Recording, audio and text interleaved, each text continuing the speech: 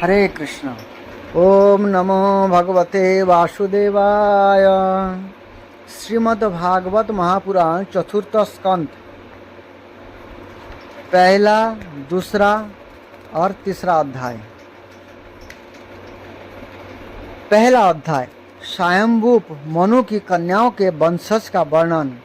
श्री मैत्र जी कहते हैं, विदुर जी, स्वयंभूप मनु के महारानी शतरूपा से प्रियव्रत और उत्तानपाद इन दो पुत्र के सिवा 3 कन्याएं भी हुई थी। ये आकुति, देवहूति और प्रसूति नाम से विख्यात थी। आकुति का यद्यपि इसके भाई थे तो भी महारानी शतरूपा की अनुमति से उन्होंने रुचि प्रजापति के साथ पुत्री का धर्म के अनुसार विवाह किया। प्रजापति रुचि भगवान के अनन्य चिंतन के कारण ब्रह्म तेज से संपन्न थे। उन्होंने आकुति के गर्भ से एक पुरुष और स्त्री का जोड़ा उत्पन्न किया। उनमें जो पुरुष था यह साक्षात यज्ञ स्वरूपधारी भगवान विष्णु थे, और जो स्त्री थी यह भगवान के कभी अलग ना होने वाली लक्ष्मी जी की अंश रूपा दक्षिणा थी। मनु जी अपने पुत्री आकुति के इस परम तेजस्वी पुत्र को बड़ी प्रसन्नता से अपने घर ले आए, और दक्षिणा को रुचि प्रजापति ने अपने पास रखा। जब दक्षिणा विवाह के योग्य हुई तो उसने यज्ञ भगवान को ही पति रूप में प्राप्त करने की इच्छा की। तब भगवान यज्ञ रूप ने उससे विवाह किया। इससे दक्षिणा को बड़ा संतोष हुआ। भगवान ने प्रसन्न होकर उससे 12 पुत्र उत्पन्न किए। उनके नाम है तोष, प्रतोष, संतोष, भद्र, शांति, इलस्पति, इध्म, कवि, विभु, सहन, सुदेव और रोचन। ये ही स्वयंभूप मन्वंतर में तुषित नाम के देवता हुए। इस मन्वंतर में मरीचि आदि सप्तर्षि थे। भगवान यज्ञ ही देवताओं के अधीश्वर इंद्र थे, और महान प्रभावशाली प्रियव्रत एवं उत्तानपाद मनुपुत्र थे। यह मन्वंतर इन्हीं दोनों के बेटों, पोतों और दोहित्रों के वंश से छा गया। प्यारे विदुर जी, मनु जी ने अपनी दूसरी कन्या देवहूति कर्दम जी को बही थी। उसके संबंध की प्रातः सभी बातें तुम मुझसे सुन चुके हो। भगवान मनु ने अपनी तीसरी कन्या प्रसूति का विवाह ब्रह्मा जी के पुत्र दक्ष प्रजापति से किया था। उसकी विशाल वंश परंपरा तो सारी त्रिलोक में फैली हुई है। मैं कर्दम जी की 9 कन्याओं का जो 9 ब्रह्मर्षियों से गा गई थी पहले ही वर्णन कर चुका हूँ। अब उनकी वंश परंपरा का वर्णन करता हूँ, सुनो।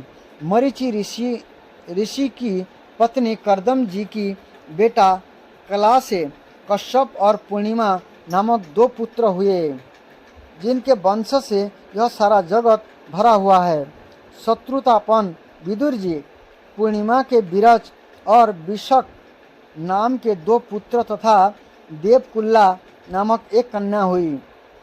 वही दूसरे जन्म में श्री हरि के चरणों के धोबन से देव नंदी गंगा के रूप में प्रकट हुई। पुत्री का धर्म के अनुसार किए जाने वाला विवाह में वो शर्त होती है कि कन्या के जो पहला पुत्र होगा उसे कन्या के पिता ले लेंगे। अत्रि की पत्नी अनिसुया से दत्तात्रेय, दुर्वासा और चंद्रमा नामक 3 परम यशस्वी पुत्र हुए।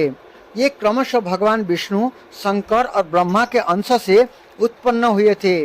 विदुर जी ने पूछा, गुरुजी, कृपया वह बताइए कि जगत की उत्पत्ति, स्थिति और अंत करने वाले इन सर्वश्रेष्ठ देवों ने अत्रि मुनि के यहाँ क्या करने की इच्छा से अवतार लिया था। श्री मैत्र जी कहा, जब ब्रह्मा जी ब्रह्म ज्ञानियों में श्रेष्ठ महर्षि अत्रि का सृष्टि करने के लिए आज्ञा दी, तब वे अपनी सहधर्मिणी के सहित तप करने के लिए ऋक्ष नामक कुल पर्वत पर गए। वहाँ पलाश और अशोक के वृक्ष का एक विशाल वन था। उसके सभी वृक्ष फूलों के गुच्छों से लदे थे तथा उसमें सप और निर्बंधया नदी के जल की कल कल ध्वनि गूंजती रहती थी। उस वन में वे मुनि श्रेष्ठ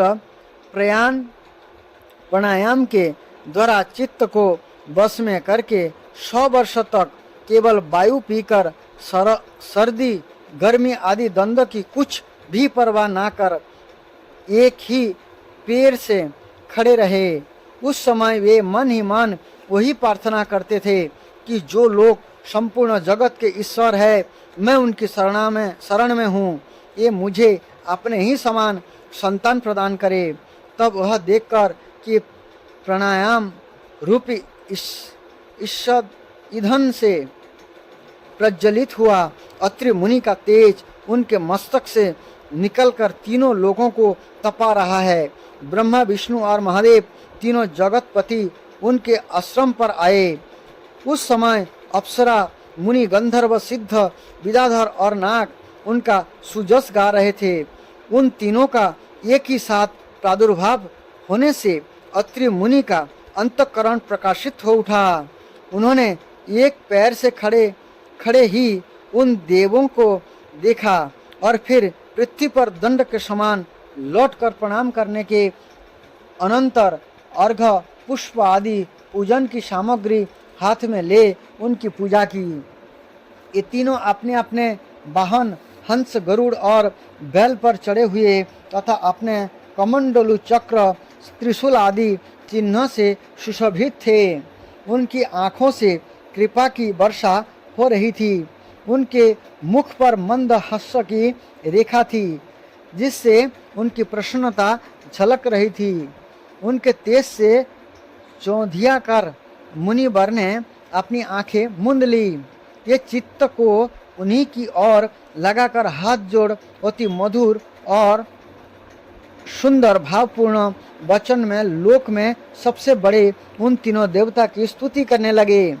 अत्रि मुनि ने कहा, भगवान, प्रत्येक कल्प के आरंभ में जगत की उत्पत्ति स्थिति और लय के लिए जो माया के सत्य आदि 3 गुणों का विभाग करके भिन्न भिन्न शरीर धारण करते हैं, ये ब्रह्मा विष्णु और महादेव आप ही है। मैं आपको प्रणाम करता हूँ। कहिए, मैंने जिनको बुलाया था, आप में से ये कौन महानुभव है? क्योंकि मैंने तो संतान प्राप्ति की इच्छा से केवल एक सुरेश्वर भगवान का ही चिंतन किया था। फिर आप तीनों ने यहाँ पधारने की कृपा कैसे की? आप लोगों तक तो देहधारियों के मन की भी गति नहीं है, इसलिए मुझे बड़ा आश्चर्य हो रहा है। आप लोग कृपा करके मुझे इसका रहस्य बतलाइए। श्री मैत्रेय जी कहते हैं, समर्थ विदुर जी, अत्रि मुनि के वचन सुनकर ये तीनों देव हंसे और उनसे सुमधुर वाणी में कहने लगे। देवताओं ने कहा, ब्राह्मण, तुम सत्य संकल्प है, अतः तुमने जैसा संकल्प किया था वही होना चाहिए। उसी से विपरीत कैसे हो सकता है? तुम जिस जगदीश्वर का ध्यान करते थे वह हम तीनों ही है। प्रिय महर्षि, तुम्हारा कल्याण हो। तुम्हारे यहाँ हमारे ही अंशरूप 3 जगदीख्यात पुत्र उत्पन्न होंगे और तुम्हारे सुंदर जस का विस्तार करेंगे। उन्हें इस प्रकार आभिष्ट वर देकर तथा पति पत्नी दोनों से भली भांति पूजित होकर उनके देखते ही देखते ये तीनों सुरेश्वर अपने अपने लोकों को चले गए। ब्रह्मा जी के अंश से चंद्रमा, विष्णु के अंश से जोगवेत्ता दत्तात्रेय जी और महादेव जी के अंश से दुर्वासा ऋषि अत्रि के पुत्र रूप में प्रकट हुए। आप अंगिरा ऋषि की संतानों का वर्णन सुनो। अंगिरा की पत्नी श्रद्धा ने सिनीवाली, कुहू, राका और अनुमति इन 4 कन्याओं को जन्म दिया। इसके सिवा उनके साक्षात भगवान अतथ्य जी उतथ्य जी और ब्रह्मनिष्ठ बृहस्पति जी, ये 2 पुत्र भी हुए जो सारोचिस मनमंत्र में विख्यात हुए। पुलस्त्य जी के उनकी पत्नी हबी भू से महर्षि अगस्त्य और महातपस्वी विश्रवा, ये 2 पुत्र हुए। इनमें अगस्त्य जी दूसरे जन्म में जठराग्नि हुए। विश्रवा मुनि के इड बीडा के गर्भ से जक्षराज कुबेर का जन्म हुआ और उनकी दूसरी पत्नी केशिनी से रावण, कुंभकर्ण एवं विभीषण उत्पन्न हुए।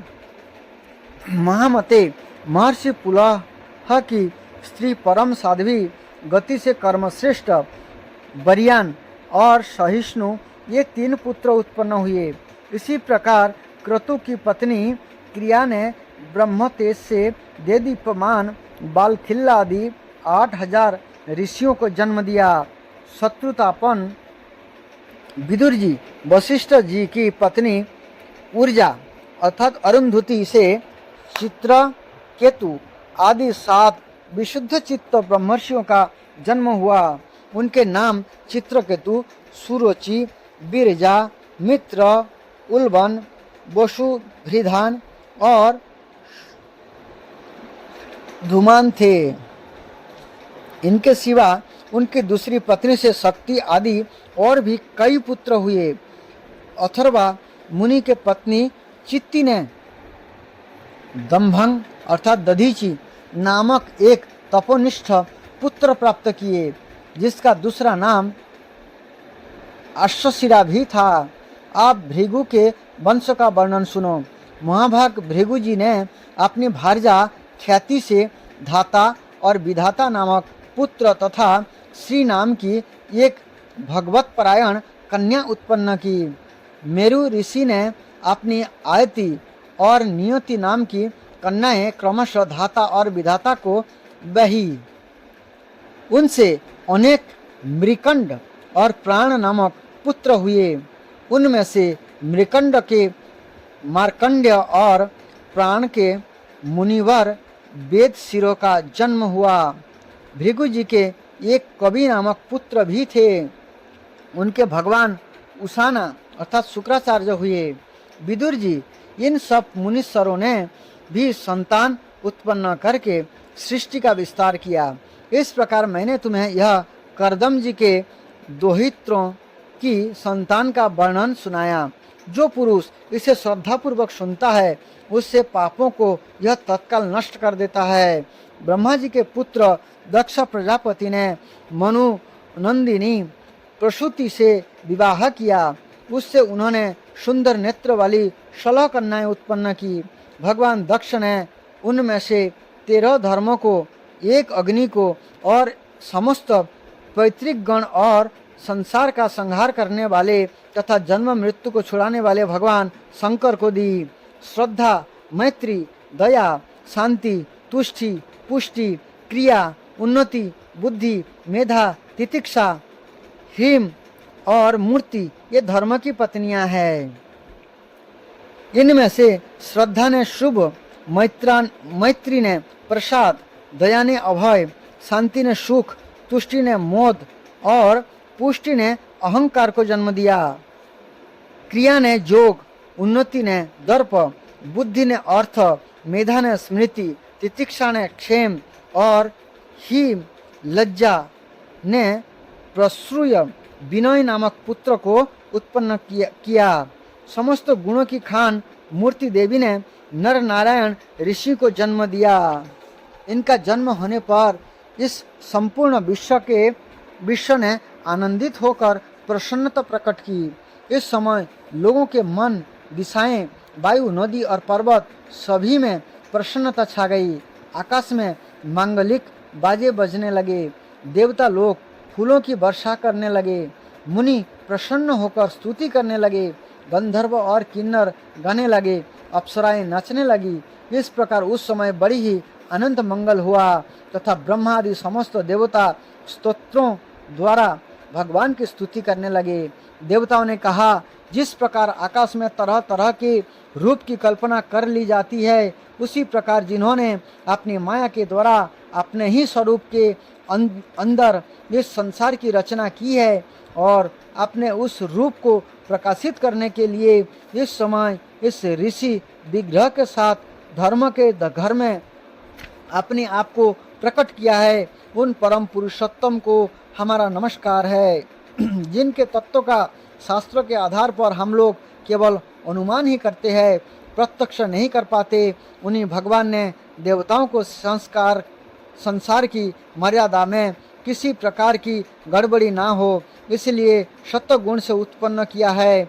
अब ये अपने करुणामय नेत्र से जो समस्त शोभा और सौंदर्य के निवास स्थान निर्मल दिव्य कमलों को भी नीचा दिखाने वाला है, हमारी ओर निहारे।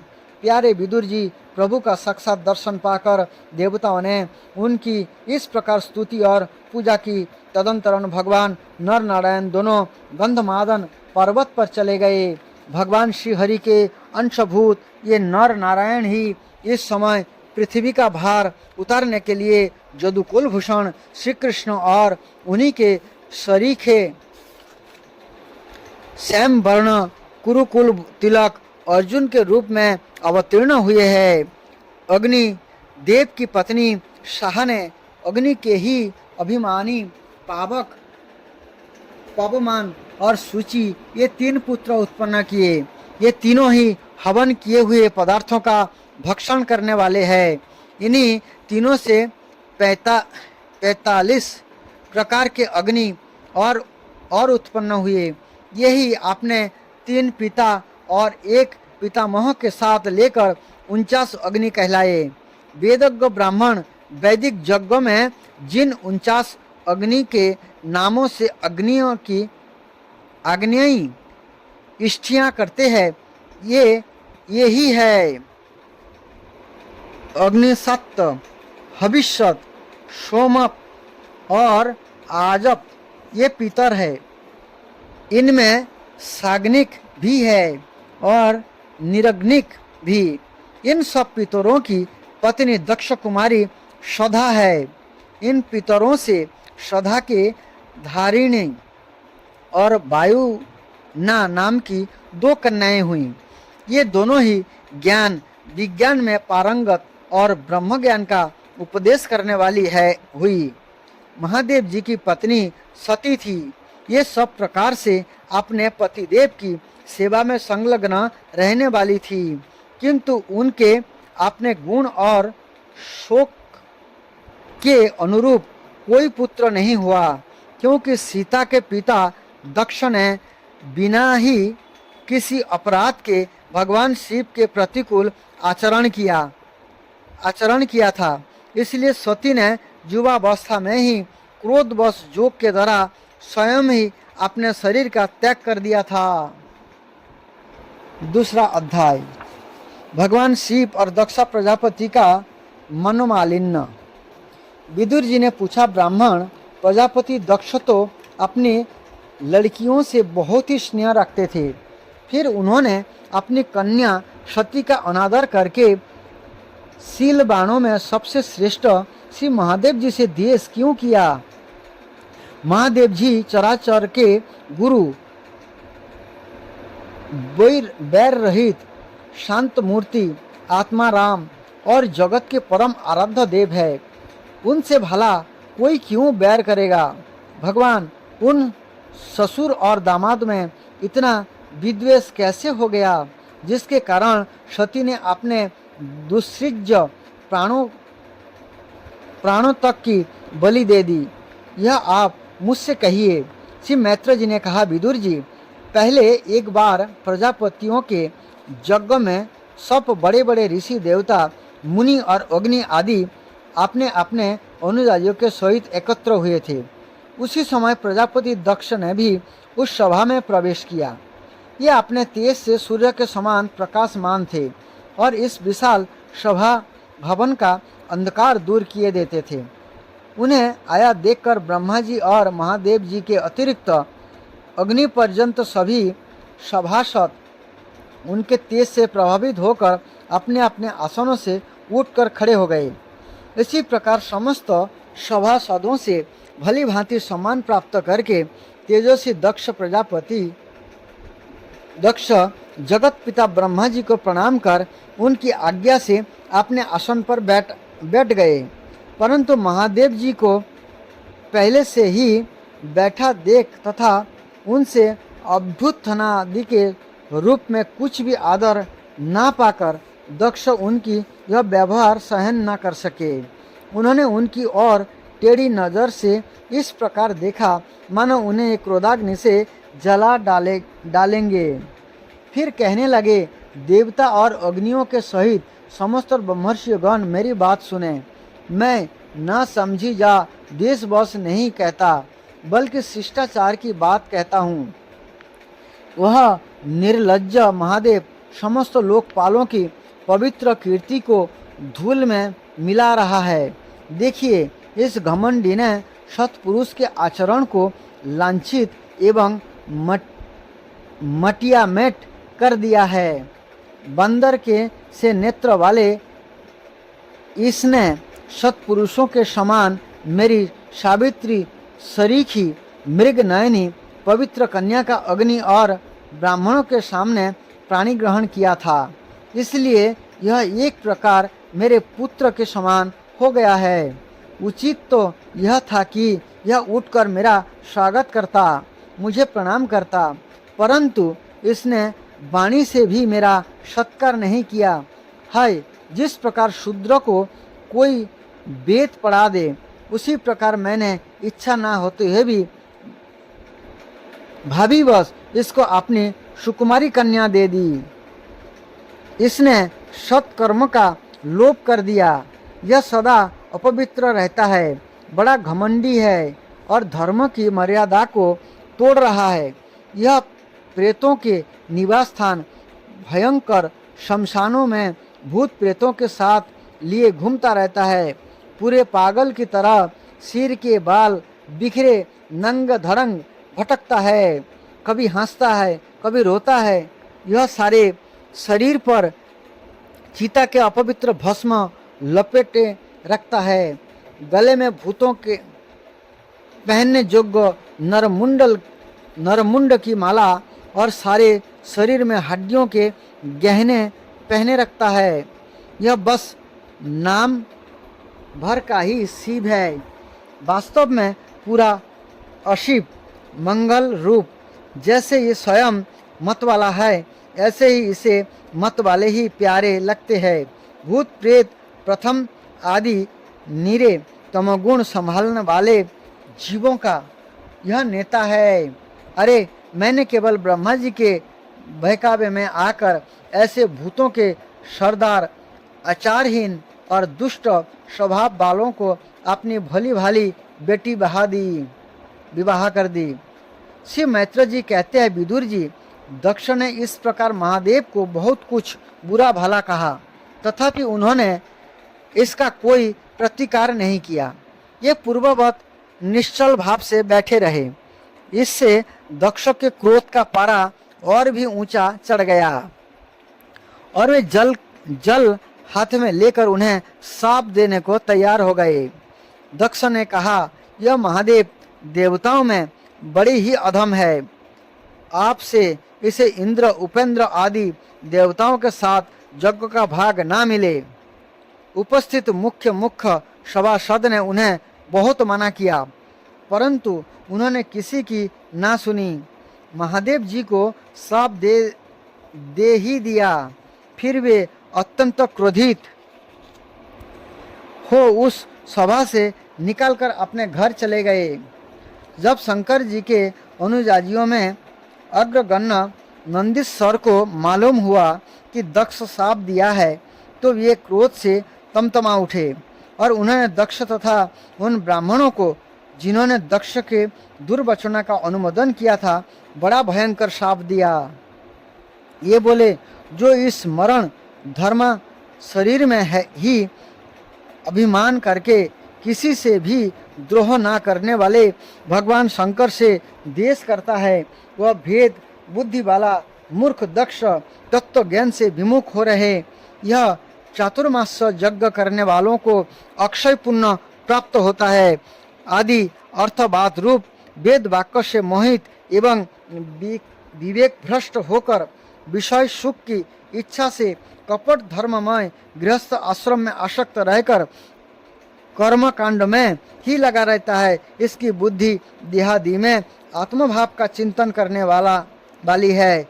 उसके द्वारा इसने आत्मस्वरूप को भुला दिया है। यह साक्षात पशु के ही समान है। अतः अत्यंत स्त्री लंपट हो और शीघ्र ही इसका मुंह बकरे का हो जाए।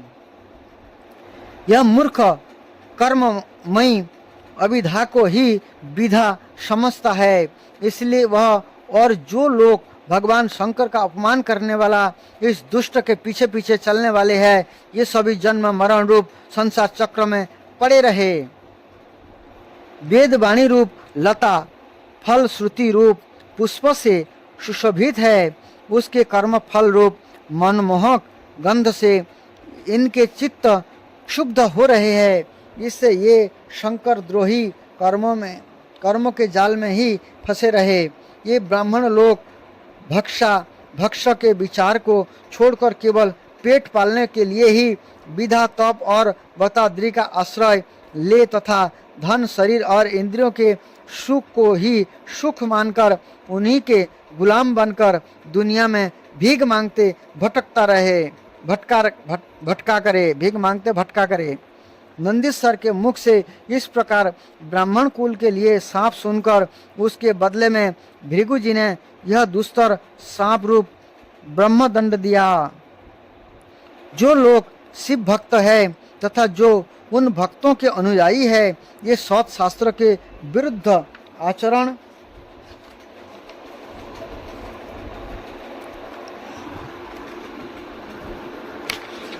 तथा उन भक्तों का अनुयायी है, इस सौत शास्त्र के विरुद्ध आचरण करने वाले और पाखंडी हो। जो लोग शौचाचारा विहीन मंद बुद्धि तथा जटा राख और हड्डियों का धारण करने वाले हैं, यही से संप्रदाय में दीक्षित हो, जिसमें सुरा और आशप ही देवताओं के समान आदरणीय है। अरे तुम लोग जो धर्म मर्यादा के संस्थापक एवं वर्णाश्रमियों के रक्षक वेद और ब्राह्मणों की निंदा करते हो, इससे मालूम होता है तुम पाखंड का आश्रय ले रखा है। यह वेद मार्ग ही लोगों के लिए कल्याणकारी और सनातन मार्ग है। पूर्व पुरुष इसी पर चलते आए हैं, इसके मूल साक्षात श्री विष्णु भगवान है। तुम लोग सत्पुरुषों के परम पवित्र और सनातन मार्ग स्वरूप वेद की निंदा करते हो, इसलिए उस पाखंड मार्ग में जाओ जिससे भूतों के सरदार तुम्हारे इष्ट देव निवास करते हैं। श्री मैत्र जी कहते हैं, विदुर जी, भृगु ऋषि के इस प्रकार श्राप देने पर भगवान शंकर कुछ खिन्न से हो वहाँ से अपने अनुयायियों सहित चल दिए। वहाँ प्रजापति लोग जो यज्ञ कर रहे थे उसमें पुरुषोत्तम श्रीहरि ही उपसदेव थे और वह यज्ञ 1000 वर्ष में समाप्त होने वाला था। उसे समाप्त कर उन प्रजापतियों ने ही गंगा जमुना के संग में यज्ञांत स्नान किया और फिर प्रसन्नता से ये अपने अपने स्थानों को चले गए। तीसरा अध्याय, सती का पिता के यहाँ यज्ञोत्सव में जाने के लिए आग्रह करना। मैत्र जी कहते हैं, विदुर जी, इस प्रकार उन ससुर और दामाद को आपस में बैर विरोध रखते हुए बहुत अधिक समय निकल गया। इसी समय ब्रह्मा जी ने दक्ष को समस्त प्रजापति का अधिपति बना दिया। इससे इसका गर्व और भी बढ़ गया। इससे भगवान शंकर आदि ब्रह्मनिष्ठों को यज्ञ भाग ना देकर उनका तिरस्कार करते हुए पहले तो वाजपेय यज्ञ किया और फिर बृहस्पति सब नाम का महायज्ञ आरंभ किया। उस यज्ञ उत्सव में सभी ब्रह्मर्षि, देवर्षि, पितर, देवता आदि अपनी अपनी पत्नियों के साथ पधारे। उन सब ने मिलकर वहाँ मांगलिक कार्य संपन्न किए और दक्ष के द्वारा उन सब का स्वागत सत्कार किया गया। उस समय आकाश मार्ग से जाते हुए देवता आपस में इस यज्ञ की चर्चा करते जाते थे। उनके मुख से दक्ष कुमारी सती ने अपने पिता के घर जाने वाले यज्ञ की बात सुन ली। उन्होंने देखा कि हमारे निवास स्थान कैलाश के पास से होकर सब ओर से चंचल नेत्र वाली गंधर्व और यक्षों की स्त्रियां चमकीले कुंडल और हार पहने खूब सज धज कर अपने अपने पतियों के साथ विमान पर बैठी इस यज्ञ उत्सव में जा रही है। इससे उन्हें भी बड़ी उत्सुकता हुई और उन्होंने अपने पति भगवान भूतनाथ से कहा। सती ने कहा, वामदेव, सुना है इस समय आपके ससुर दक्ष प्रजापति के यहाँ बड़ा भारी यज्ञोत्सव हो रहा है। देखिए, ये सब देवता वहीं जा रहे हैं। यदि आपकी इच्छा हो तो हम भी चलें। इस समय अपने आत्मियों से मिलने के लिए मेरी बहनें भी अपने अपने पतियों के सहित यहाँ अवश्य आएंगी। मैं भी चाहती हूँ कि आपके साथ यहाँ जाकर माता पिता के दिए हुए गहने कपड़े आदि उपहार स्वीकार करूँ। यहाँ अपने पतियों से सम्मानित बहनों, मौसियों और स्नेहार्दियों जननी को देखने के लिए मेरा मन बहुत दिनों से उत्सुक है। कल्याणमय, इसके सिवा यहाँ महर्षियों का रचा हुआ श्रेष्ठ यज्ञ भी देखने को मिलेगा। अजन्मा प्रभु, आप जगत की उत्पत्ति के हेतु है। आपकी माया से रचा हुआ यह परम आश्चर्यमय त्रिगुणात्मक जगत आप ही में भास रहा है, किंतु मैं तो स्त्री स्वभाव होने के कारण आपके तत्व से अनभिज्ञ और बहुत दीन हूँ।